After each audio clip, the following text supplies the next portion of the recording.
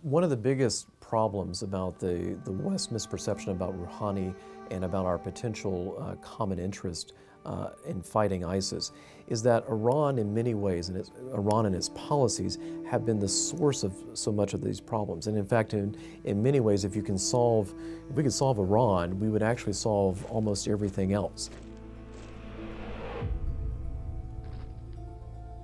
Not to say that everything is tied to Iran directly, but indirectly Iran's policies to be able to influence, shape, coerce, and even potentially overthrow many of the countries in the region, as well as build up proxy forces, both proxy political forces and proxy military forces. Those actions have had the effect of creating a great fear within the Islamic world, especially within the Arab Islamic world, of a rising Shia ascendency led by Iran that wants to overthrow the current structures there in the region.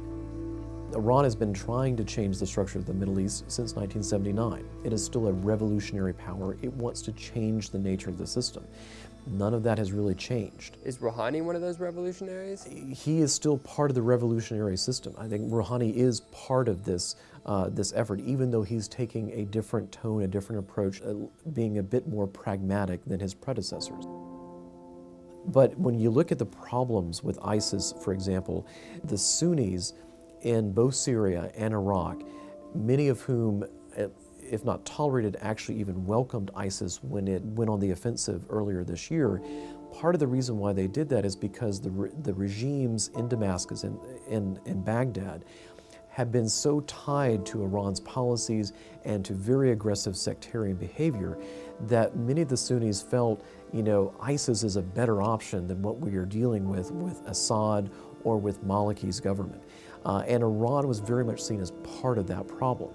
And so this is one of the reasons why it's so potentially dangerous for us to allow Iran a major role in rolling back ISIS. The fact is, there is a role for nearly every country in the world to play, including Iran, whose foreign minister is here with us today. It's because we need those Sunnis that are living in Iraq and Syria to rise up and help overthrow ISIS.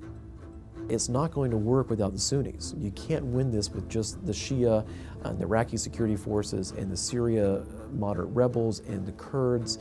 It's not going to happen. You need the people there on the ground, as we did back during the surge in 2007 and 2008. We need our Sunni allies in the situation. And the Sunnis need to know that they're going to be supported and backed up by the U.S. or others, or Saudi Arabia, Jordan, other Islamic states. But if they see Iran as being the heavyweight behind the rollback of ISIS, they're going to be very nervous to do so. And I think that's really what I'm worried about, is that bringing in or allowing Iran to have that significant role is going to end up undermining the fundamentals of our strategy against ISIS.